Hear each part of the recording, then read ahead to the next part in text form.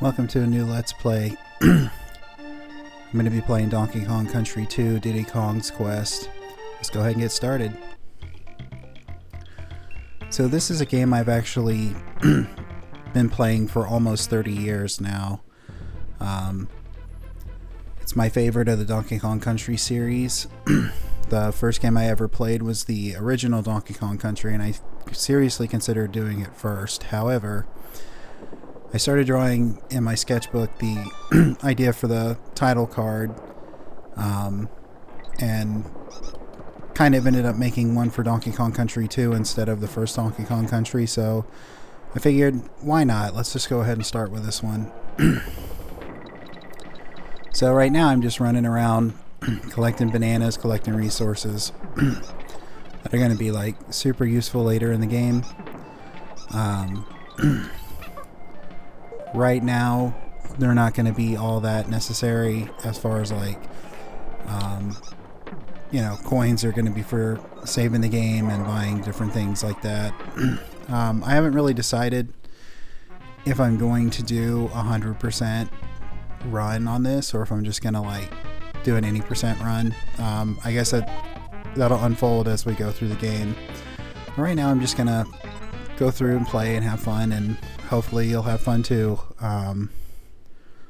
watching along. You know, back in the day, I don't know if anybody still does this, but back in the day, Let's Playing used to be something that when somebody had done a Let's Play, the viewers would play the game as well, and then they would just comment back and forth about if what they experienced in the game and where they were at and everything like that. I don't know if that still goes on or if it's just now a source of entertainment. I know I never played along. I always just watched whenever I would watch a Let's Play. But, well, that's the first level down. Already at 10 lives. I'm wondering how long it's going to take before I actually get the live counter maxed out. I'm playing on the Switch port, I guess you could say, of it.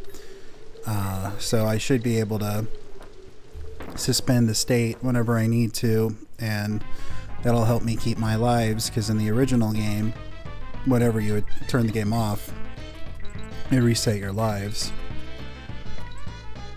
So the story of this game, not to like sit and talk too much about the game, I guess, but like, story about this game is that Donkey Kong has gone missing, and the nefarious Captain K. Rool, who's just King K. Rool, dressed up as a pirate, has kidnapped him and is holding him ransom. So it's up to Diddy and his girlfriend Dixie to go and save Donkey Kong. So we got to show Donkey Kong that we're capable of handling the business without him around. And as you know, the business is banana slamming enemies left and right. But there's so many little different secrets and things in this game that you can just run around doing. The game's almost 30 years old, so for most people, you'll already know that collecting the Kong letters, the banana letters, getting KONG gives you an extra life. Starting with the original game, there were bonus rooms, but in the original game, the bonus rooms were just for things like extra lives and bananas and stuff like that. There really wasn't a currency in the first game. The bonus rooms in this one are to get creme coins, and the creme coins are used to get into the bonus levels.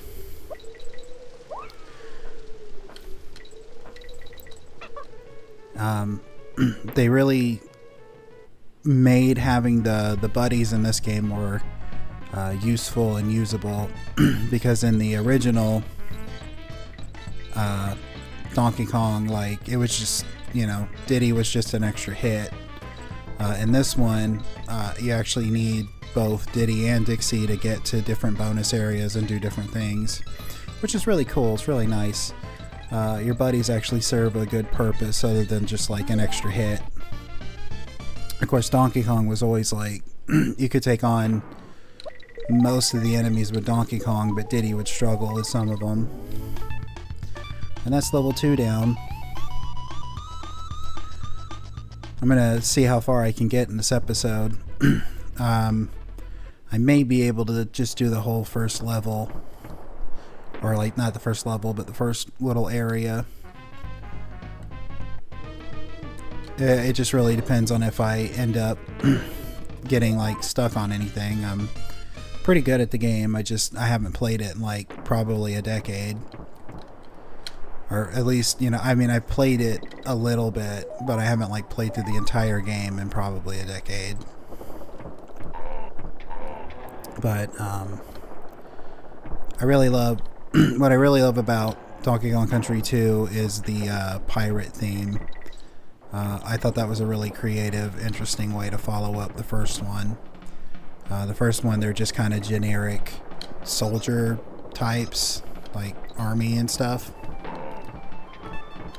But it was really, it really gets really creative in this one. And then Donkey Kong Country 3 gets a little, goes back to being a little more generic.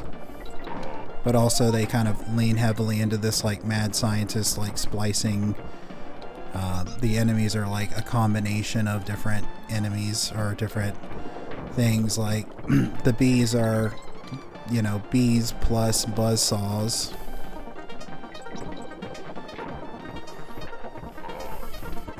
So new to this game, we have the invincibility barrels, which, as you can see, makes pretty much every enemy a joke to deal with.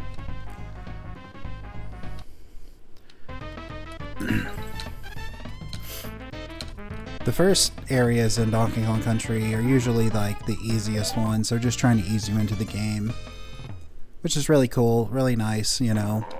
Some games back in the day, like from the get-go, were like extremely difficult and you were just kind of thrown into it unless you read the player's manual. And if you're a 90s kid who's like, you know, 6 years old or something like that when you're playing the game for the first time, you're not gonna open the manual and actually read it. You're gonna look through it, but you're not gonna read it.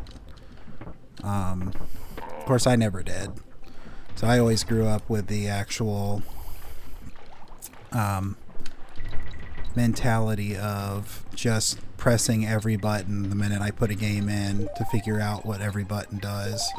And that's, you know, I still try to do that, but, you know, every game these days has like a 20-minute tutorial on what to do. So it's a lot easier to just put the game in and be told what to do, which also is kind of a little bit of a pain because it's kind of like, well, I don't want to spend 20 minutes being told what to do in the game, especially if I've already played through the game. Some games I find, like, you know, I really liked Breath of the Wild, but I find the 30-ish minute opening area tutorial to just kind of like not be necessary after the first playthrough, but you have to go through it every time, which is fine, you know. It doesn't ruin the experience of the game, but at the same time it's kind of like I just want to get started, you know. I think that's kind of relatable. But oh, gotta get my swordfish back. But of course I'm kind of the opinion though, like I kind of miss games not being so open. I do like playing some open world games, but like I really do, I guess the older I get, the more I enjoy linearity in games, because like when you're like, you know, a kid or a teenager and you have like pretty much unlimited time to do whatever you want if you don't have super strict parents, you can always just play a game pretty much indefinitely. But when you're like, you know, an adult and you gotta like handle the business. Like you don't have time to sit down and play like 3 hours of a game just to make like a little bit of progress. That being said, I enjoy playing role-playing games, so maybe it's just my perception being off, because like I can sink like 3 or 4 hours into a role-playing game when I have the opportunity to and not bat an eye.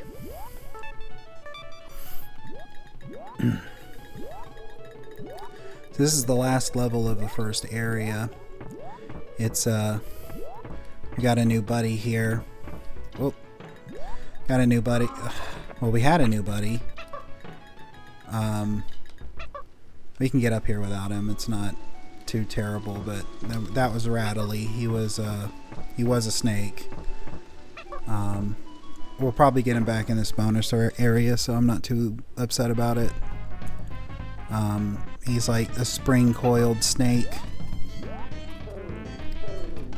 I don't know if he's like supposed to be an anaconda or not. I just know, like, you know, just like a lot of rare characters, like there's a lot of enemies and a lot of characters in this one that you kind of, if you were to play something like Banjo-Kazooie, you'll see a lot of resemblance in characters. Just simply because, you know, that's what happens sometimes when you stick to a style, is that like a lot of characters kind of reminisce each other. Or not reminisce, but resemble each other.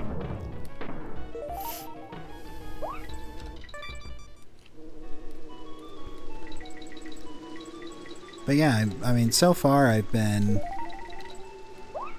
basically been 100%ing the game, so I haven't decided, like I said at the beginning, if this is going to be a 100% run or if this is just going to be just a quick any percent run. I might abandon the whole 100% halfway through, or I might end up doing it. We'll just have to see. But I've 100%ed this game so many times that it's kind of like if I played Ocarina of Time. Like, I've 100%ed that game so many times I could do it kind of in my sleep. So it's fun to do, but like sometimes it's just fun to, you know, relax and just play the game and go through it without having to get everything. Oh, took a hit.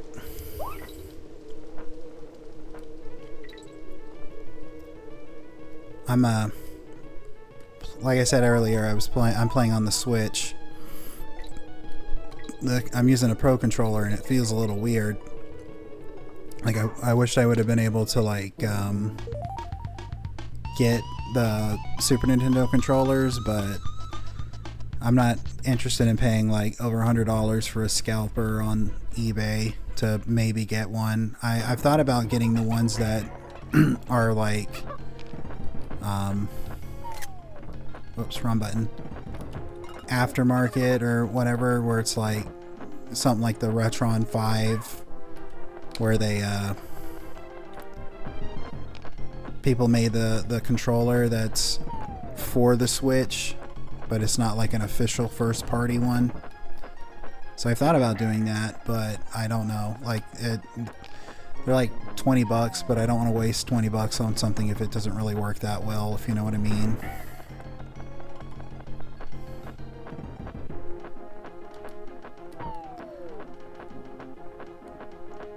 So at this point, this boss,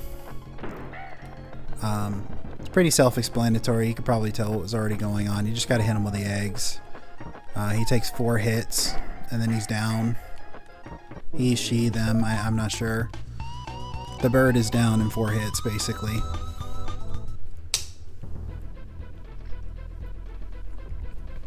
And that's it for the first level. And then we're going to go on to Crocodile Cauldron. Kind of like in the first game, there were some themed levels. Most of them were kind of jungle until you get to like later levels. This one it follows the format of like ice level, fire level, water level, but there's a lot of really interesting levels designed for areas. This one is really a truly creative game.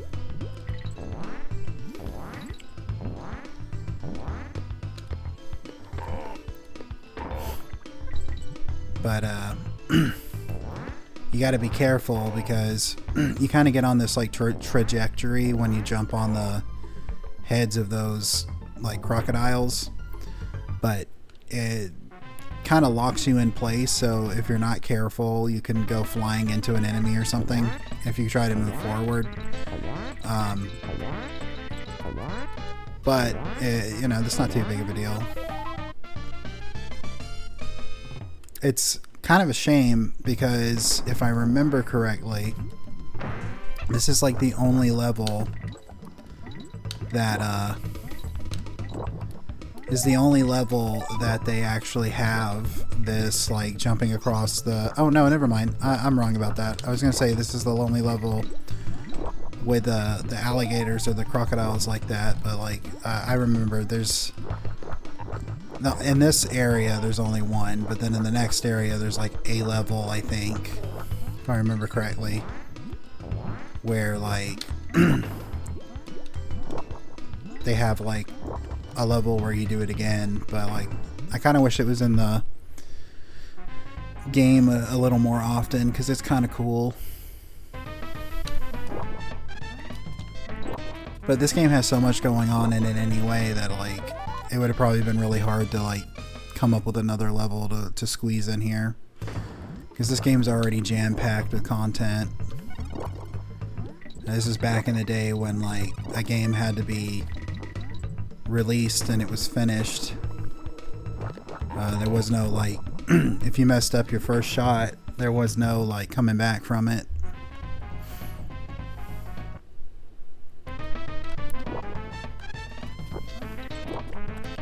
And that didn't always guarantee that games that were being released were like of the utmost top tier quality or anything, but at the same time, you know, it kind of did imply that there would be like some level of like competency to it. But then a lot of games, you know, squeaked on by and got the seal of approval from Nintendo, even though the game itself was kind of like pretty wretched. But you know, things like that happen. Like I don't know exactly how or why, but like how they were able to get through, if it was something like, you know, somebody paid some money, or if it was just a situation like they played it for 5 minutes, saw the game worked, and they were just like, it's good to go.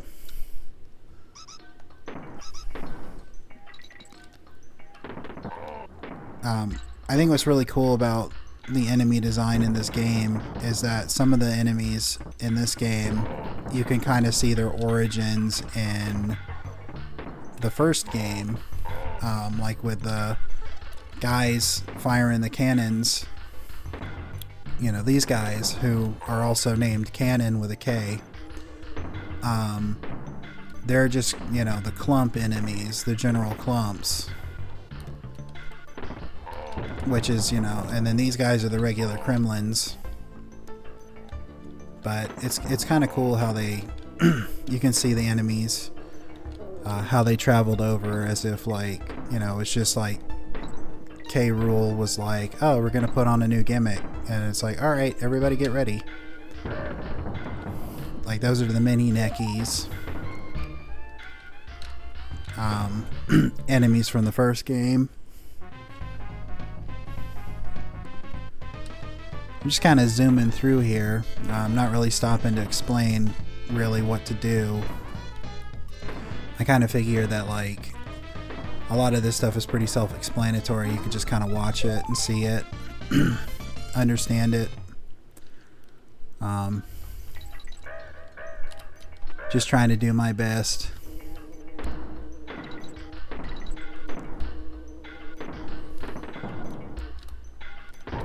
Ow. Let's see if I can go back and get... Well, I didn't want to go in there again, but, you know. Is there... No, I can't walk off a ledge.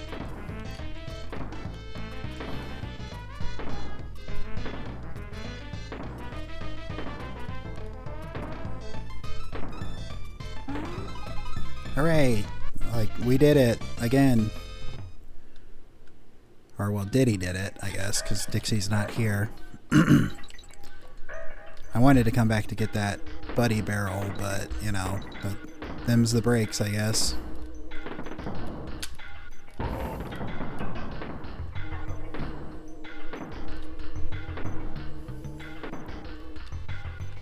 Let's see. I think this is it right here. So, if you know... there's different things you can do sometimes if you know the layout of the level. Like, I just did that. I basically just, like, skipped the whole how you're supposed to get there. It's actually kind of like a pain in the butt to get there the normal way, so I just kind of like... I always go this way because it's like, why not?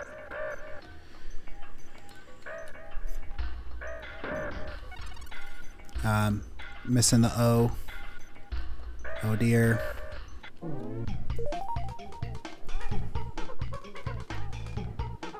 And with that, once Diddy finishes, you know, busting his rhymes, I think that's going to do it for the first episode. I appreciate you tuning in and watching. I hope you have a great day.